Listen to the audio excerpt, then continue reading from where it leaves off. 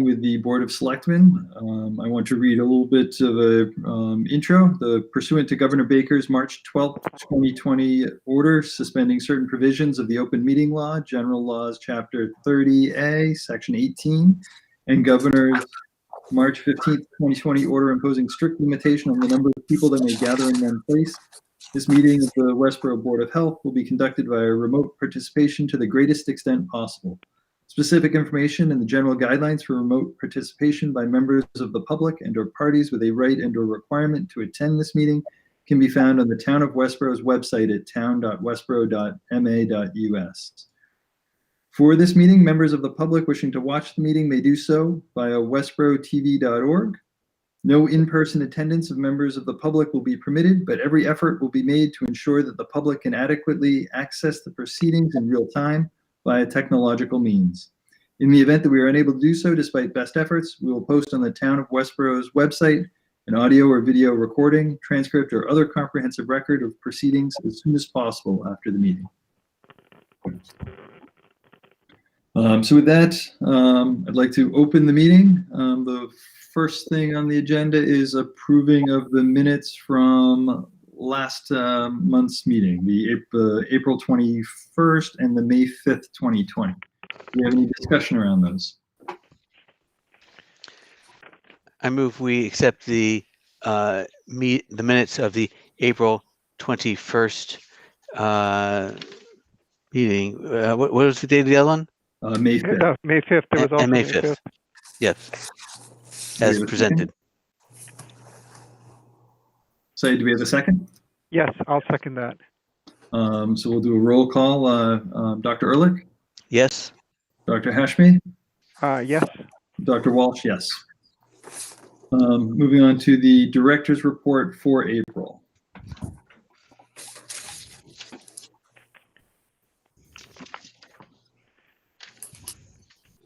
I had no questions. I actually, let's say it. Can I had a couple of questions. Am I allowed to? Yes, please. Steve, once again, thanks for all your work. I'm just curious. So I saw that you had a thing about extended stay, and so were the hotels open? I thought they were like closed. I was just surprised to.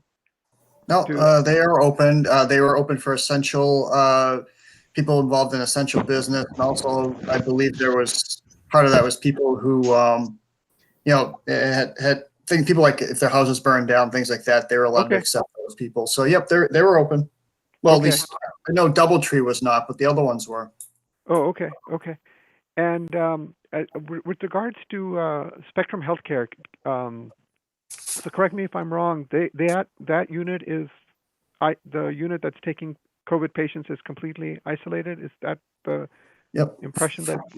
Correct. Yeah. So from my discussions with the manager over there, they have a totally isolated unit where they are taking patients that they know are COVID-19 positive.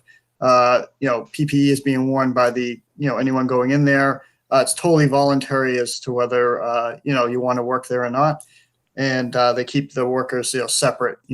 People that work there aren't working in other units. Okay, and the status of those workers is that I know because there's because they're a division of everybody goes back gets reported back to their local boards of health. So if somebody gets sick, i.e. a patient there, will we get notified, or if a worker gets sick there, will we get notified? Well, if a patient did, probably if they listed the tests at that site as their home address, which seems to be happening. As far as the employee, unless they worked in Westborough, probably right. They would go back to their their local board of health, right? Correct. Yeah, and that local board of health should do a follow up, and same thing that I do all day now. Okay. All right. Thank you. So but at the very least, we may be informed if somebody tests positive in that facility. Yes. Correct. Thank you. So any COVID-19 related stuff, I was going to postpone until we actually have the joint meeting. Just to kind of get a sense as to there's a lot of stuff in the director's report about different businesses that are complying and kind of getting an update. I think it's probably best handled with the Board of Selectmen present. Or sorry, my fault, Nathan. Forgive me. That's my fault. My bad. What? I don't understand. I said I'm sorry. No, I'm actually genuinely interested to whether we should try to tackle some of the questions now or wait. And I'm thinking that we should probably wait on some of the things I have. Okay, I guess to me, I would distinguish sort of routine things from things that might really be of a more general interest. So, for instance, in Ray's report, I think he had a number of people call in for this or for that. And, if we have a question for that, I'm not sure that Right. necessarily needs to wait. But if you're talking about something where we might want to be taking any action, then I think that makes sense to defer that to the joint meeting. Okay, good. I'm in agreement with that. So I don't have anything else with the director's report. Either of you guys have more stuff for the director's report? Nope. I move we accept the director's report for April as presented. I second that. Okay, we'll do a roll call vote. Dr. Ehrlich, Yes. Dr. Hashmi, Yes. Dr. Walsh, yes. That is approved. Next item is the sanitarians report. So here's an example of what I was saying. I had a question about the Ocean State job lot where there was this issue about the staff wearing and not wearing masks. Since that predated our order, I assume everyone's wearing masks there now. Is that correct, Ray? Yes, they are. Okay. All right. I actually have questions about our day jobs, our regular scheduled business. There was a sewer backup again on Corning Fairbanks Way. I assume that got fixed. Yep. It does. Yep. They all moved back in. Okay, But but they what moved was- back in May, so that'll be on the next report. Okay, but it didn't say what the cause was. At the time I was there, we didn't know the cause. Okay. The cause was pipes on the property, so it belongs to the condo association. Their Okay. pipe got blocked and it backed up into 3 of the homes. Oh my God. Okay. So it wasn't. I'm wearing kind of my selectman's hat. It wasn't a town issue. It was a. No. It was a. Okay. Nope, all the right. town came out and popped some manhole covers and found all the problems were on their property. Great. Thank you, Ray. Thank you so Ray, much. did they identify the cause of the blockage? Was it inappropriate stuff being flushed or what? Yeah, one of the there's 2 manholes that lead up to the towns where the town hooks in, and one of them was totally dry and the other one was overflowing to the top. So they might have jetted it after I left. I don't know for sure, and I didn't get a report from the DPW, but usually when something like that, it's a clog because people are flushing the wrong stuff. Yeah. All right. Alan, I did talk to Chris about that a little bit. He didn't seem to think it was directly because of wipes, if that's what you were getting at. But wipes. whatever, but might be. Yeah, he couldn't say that was like the issue. Just a lot of stuff. Okay. All right. So, but the DPW is handling it with the property then, right? That's okay. Yep. All right.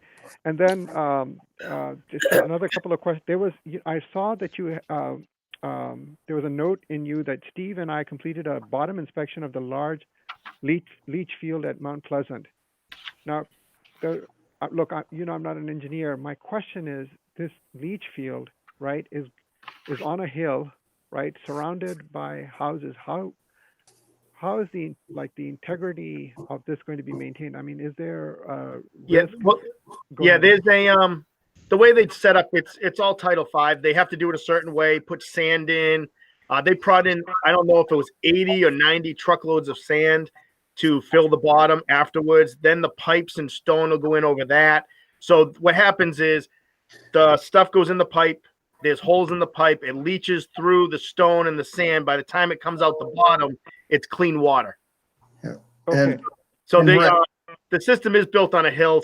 Steve can tell you more about that. So, there are engineering standards on Title V as far as slope after, and all those types of things. So they'll have to conform to that, and they'll have an engineer certify that, the slope is proper so you don't get breakout, that sort of That's thing. what I'm getting at, Steve. Yep. Yeah, that's my. Yeah, I figured that. Yeah, so that's all engineered in, and, obviously we follow through and make sure to get as-built that conform with the plan as it was proposed. Okay, and so and most of that, sorry, just to recap. So the runoff will be going into this stuff with stone first, right? So potentially that'll keep it in place. Well, yeah, it's a kind of a complicated system, but generally there are recirculating sand filters that recirculate the effluent many times before it goes into the actual leach field for disposal. It goes through the sand, through the stone, and into the ground. And, there really shouldn't be any breakout or runoff unless there's some kind of problem with the leach field at some point.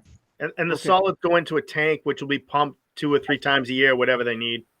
Okay. Yeah, I just didn't want that 90 tons of rock suddenly coming down on people's houses or something. So that's good. Okay. And then, Ray, do you want to just talk about the COVID site inspections in our joint meeting? Well, I mean, if you have any, all it is, are you talking about the construction sites, or are you talking about? Yeah, construction sites. Yeah, I mean it's pretty straightforward. We just went in, Fred and I, to make sure everybody was following the procedures lined out by the governor. Nobody had any issues. So, I mean, it's not, I don't think you want to bring it up for selectmen if there's no issues. Okay, great. That's what I wanted to find out. Thank you. Okay. Good. So we haven't faced a lot of resistance from people or people being super unhappy with what you've been telling them? Yeah. Is, with the other stuff, the question, if people are just overly cautious on some things, and we're getting a lot of calls, and Steve and Erin and Paula can all attest. Some of the calls are just, people complaining, and we go out on every single call and we make sure that people are complying. And 99% of the time that we go out, people are complying. So we're just trying to move on from there and see what happens. Good.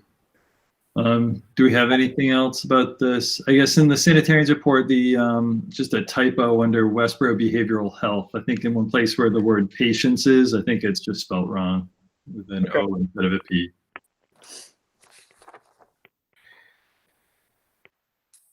Oh yeah, it's an O. Yep. Okay. Yeah, minor. Yep. I make at least one every meeting. I make a motion we accept the sanitarian report as amended. I second that. Roll call, Dr. Ehrlich? Yes. Dr. Hashman? Yes. Dr. Walsh? Yes. So it's 5:45. I think we have the mosquito control. Do we have the actual person on the conference call? Yeah, Tim, are you there? Is he Hello, muted? Tim? I see your symbol, but Yeah. Okay, how's this?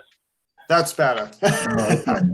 So I want to introduce Tim Deschamps. He's the Executive Director of the Central Mass Mosquito Control Project. I think that's your title, correct? Yes, it is. Yeah, okay. And he was good enough to agree to come before the board tonight to discuss any of your concerns or comments, moving into the, mosquito season, which is right around the corner.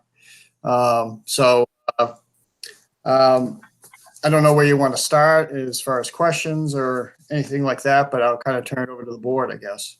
Yeah, so I mean, I think the two biggest ones that are on my list are the introduction of some of the larviciding in the different regions that we're going to do a little bit differently this year, I guess. And then there's also the bill that's up on the State House floor that getting some feedback from you will also help kind of the board understand whether we want to recommend that be passed or not passed. Is there anyone else from the board that has something specific they'd like to hear about? No, I think those are the key issues. Nathan, it's Sayed. I actually have a couple of things. One, I'm glad that you sent the map to us. I'm just concerned that, with Westborough being a high critical EEE community, a lot of our, fields where children play, such as Hadley, Fales, and Mill Pond, they're all near swamps. And I think pretty much every part of town is near some of the water. Pretty much every part of town. Yeah, well, that too. And there's that. So I'm very interested to know if there's going to be more surveillance being done this year or not. Yeah, so why don't we tackle the two I had plus some surveillance issues? So with that, we'll kind of hand that broadly off to you then, Tim. Okay, starting with the surveillance aspect, we definitely have the town in good coverage right now. We do understand that Triple E is an issue and has been for going back many years now. So we do have, quite an extensive network of traps in both Westborough as well as a lot of the surrounding communities, which do give us a lot of information about what's currently ongoing at the time. There are concerns, of course, about recreational areas. That those areas can be sent over either, through Steve's office or the rec department. Just a simple fax or email to us, and we could set those up for, the spray program that will begin around the first week in June. But we'll start our surveillance program next week. And what we have routinely done is monitor anywhere from 15 to 20 sites in town on a rotating weekly basis. And all of our samples that are identified species of concern are sent into Jamaica Plain for testing, which we just were notified today will begin June 14th for the testing, but our surveillance will actually begin next week. Have you heard anything from the state lab? Are they being hampered by the state lab being testing for COVID-19? And does that impact their ability to kind of keep testing for Triple E? They're very confident that they're going to not only be able to meet the standards that they set last year, but possibly exceed it. They have been fortunate enough to bring on some additional seasonal help as well as purchase some additional vehicles. So we're very strong in feeling that we're going to not only have the ability to have the same number of tests we did last year, but there is some potential for increased capacity as well. Good. And I think that one of the things we're learning from COVID-19 is that the more you test, sometimes the more you find, and that if you don't test enough or in certain places, then you don't find out any numbers. I think the map as to where most of our tests are, is it true that it's kind of in the north and in the east of town, kind of by Cedar Swamp and then up by the Chauncey Lake? And that, yeah, we do ring areas that, we have historical data that we pull from. A majority of our traps have been in those same areas for, going on 10, 15 years or longer now, so that we can, track the trends and see what's going on. We also do have the ability to bring in more specialized mobile traps in areas that, could potentially serve as additional areas for either West Nile virus or the Triple E virus. So my concern is, and I'm, okay, I'll just admit it, I'm not good with maps. I'm just concerned, for instance, is Sandra Pond on there? Is that one of the greens? Is that the large green? Is that Sandra Pond? Because they're... No, Sorry? Surveillance map. Which maps are you looking at? It's the town of Westborough enhanced larva control EE mitigation map. Okay. Does that, so, and I'm wondering, do I see Sandra Pond on that map? no, you don't, Syed. Okay. Syed, the area in green is between 135 and the town, so you're going out towards Cedar Swamp into Harvey's that way, and then Okay. Sandra Pond, you can see the junction. You're going up north towards, or rather south towards the Mass Pike, and Sandra Pond's along that route. And it's not there, right? correct. Right. And I mean, that's a large body of water surrounded by multiple swamps. Shouldn't that be an area of concern? I mean, Well, the areas that we chose are very, very specific because we're targeting two different species of mosquitoes that have very unique habitats that make them very difficult to treat as mosquito larvae. When you're looking at that map, the areas in green, in that largest area near the Hopkinton border is Great Cedar Swamp. The area in green are habitat for the Culicida melanura species that the larvae only develop in the root structures of the cedar trees and maple trees that inhabit these wetlands.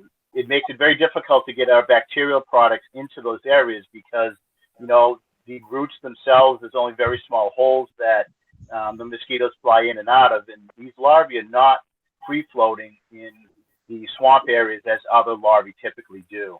So we're trying out a bacterial product that has an extended release. It's up to 30 days of release that we're going to try in these habitats to see if we can either get the granules directly in the crypt habitat, or maybe through a flushing system if we get a good rain afterwards to get those get the material in the crypt habitat as well.